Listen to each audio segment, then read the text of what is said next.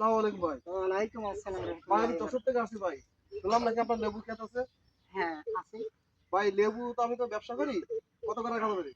আমরা বাজারে সাধারণত ৳৮০ শ, ৳১০০ শ, যেটা ভালো কোয়ালিটি সেটা আপনার ৳১০০, কোয়ালিটি একটু দেখানো ৳১১০ যাবে ভাই? অবশ্যই দেখানো যাবে। যেমন এই কোয়ালিটিগুলো আপনার ৳১০০, ৳১১০ বাজার মূল্যে যেভাবে বিক্রি হয়। আমি তো মনে করেন একবার ৫,০০০ মনে করেন লেবু নেবো। ঠিক আছে? একটু কম রাখেন। একটু কম রাখলে ৯০ নিচে রাখা যায় না।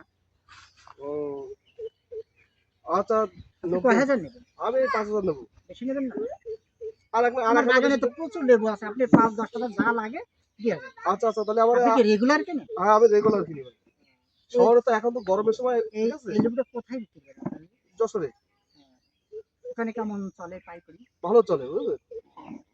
তাই না?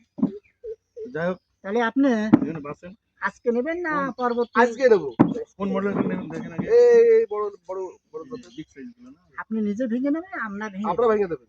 না, অনেকে নিজেরা এসে ভেঙে নেয়। না আমার সময় নেই ভাই। আচ্ছা, আচ্ছা। আমি টাকা দিয়ে হ্যাঁ, মাল গাড়ি আমার গাড়ি ডাক দেবো। আমি বলে নিয়েছিলাম।